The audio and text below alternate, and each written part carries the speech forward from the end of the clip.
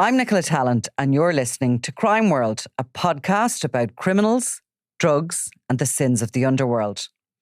We're Ireland's top podcast for 2025, and now we've got a new website.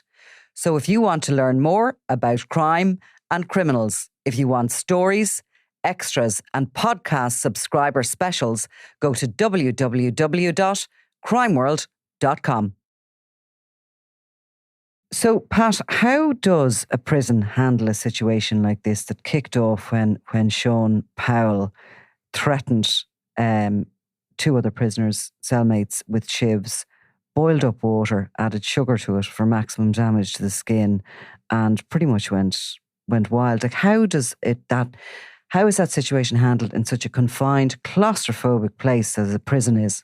Yeah, well, in the case involving Sean Powell, it was handled extremely effectively. Yeah. There was two prisoners in that cell with him who were very much felt that they were in danger of being seriously injured, if not killed. And it was brought to a conclusion where Sean Powell was effectively disarmed, and these two men escaped without serious injury, Right, other than the trauma that they quite obviously endured. Going back, I suppose, to what happened, this was on Monday of last week on the B wing in Castlereagh Prison. Sean Powell, he's a 34-year-old. He'd be, regarded as a somewhat volatile prisoner before this point. But basically, he barricaded the door of his cell. He had armed himself with a number of bladed weapons. He had a kettle of boiling. made with what? Well, basically, these are called shivs. They're where you attach razor blades to a plastic item, and then you can use it to slash and inflict severe injuries on other prisoners. So he barricaded the door. He'd armed himself with these shivs. He tied up the other two prisoners in the cell, and basically was threatening them. And the other two were no shrinking violets. It wasn't as if they were vulnerable characters to begin with. So he must have used a huge amount of force. Well, I'm told that these were run-of-the-mill type prisoners. Right. So we'd be talking, there's a lot of people in prison, and there's a huge range between the type of prisoners who are in prison. Some of these guys just, want to keep their head down and do their time. But these guys, they were tied up. He had barricaded the door. The shouting and roaring was obviously heard by the prison officers. Now they have a system in place for handling incidents like this straight away. The governor would have been informed, and officers would have been, brought in to try and negotiate with Sean Powell. That didn't work in this case, although they could hear him threatening the two prisoners inside in the cell. He wasn't receptive to efforts to negotiate with him.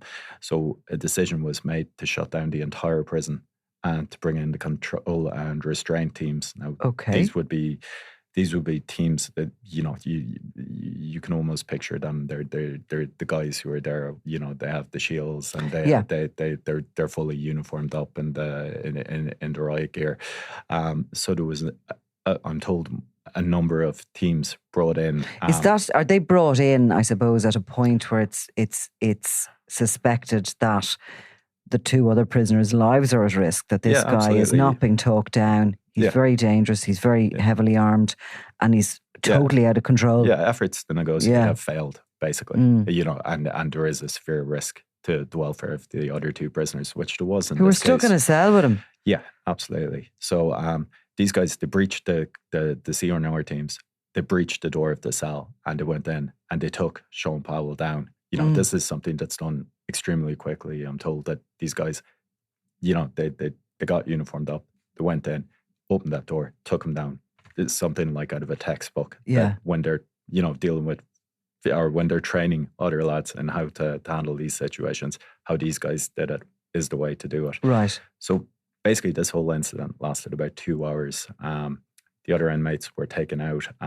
They've been offered counselling because it is a traumatic thing to happen.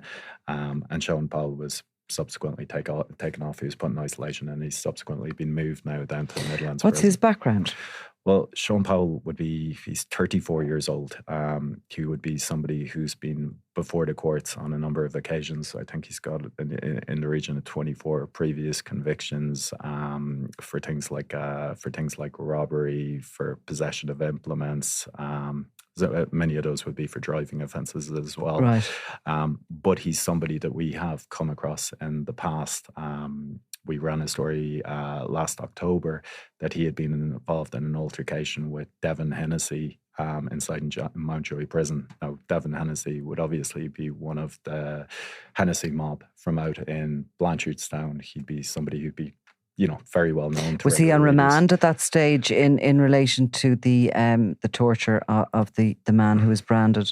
Yeah, he would have been in prison. He was actually in prison in connection with another crime, but he'd actually been charged in connection with the torture attack on Barrymore. So last July, Devon Hennessy would have pleaded guilty in connection with that attack. So he was in prison awaiting sentence, but he would have already pleaded guilty to that at that stage.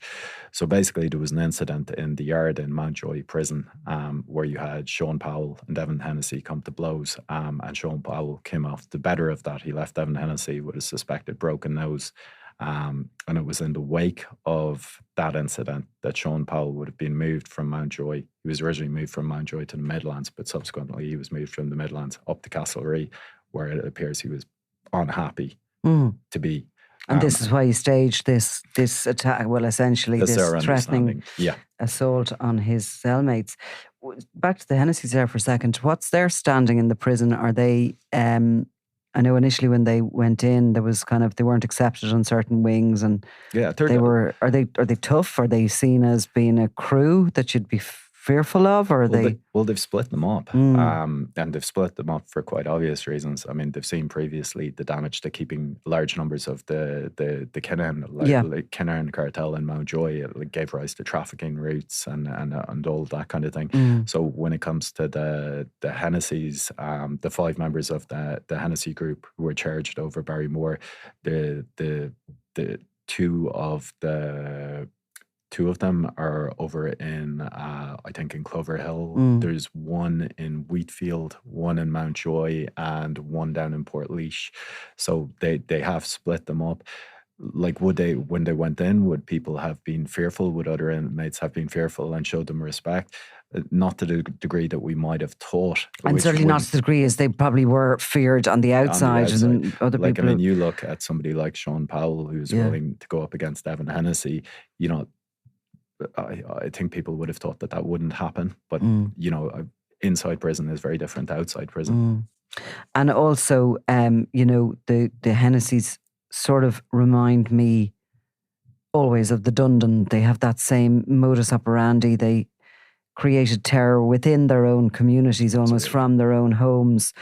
They would have threatened and brought in younger members of the community whose even parents were afraid of them. It was all about this intimidation. Yeah. They probably didn't make a massive amount of money or have huge amount of business accolade. I know they made some, but they probably really, what seemed to be central to their existence was to spread fear, to be feared, to be what they saw as respect. Yeah, I think there